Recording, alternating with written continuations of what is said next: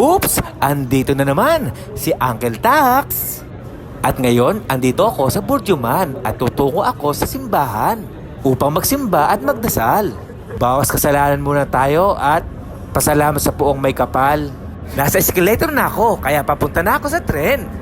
At ngayon, andito na ako. Ito pala mga view dito. Napakaganda at napakabilis ng sinakyan ko.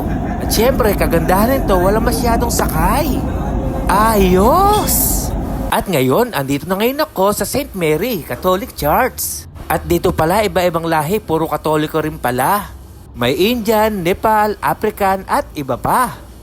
Pero para sa akin, mas maraming Katoliko ang Pilipino dito.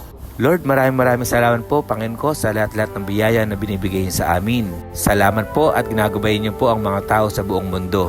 Salamat din po at ginagabayan niyo po ang pamilya ko dito at pamilya ko sa Pinas. Maraming salamat din po at ingatan niyo rin po ang mga OFW dito po sa Dubai. Yun lamang po. Amen!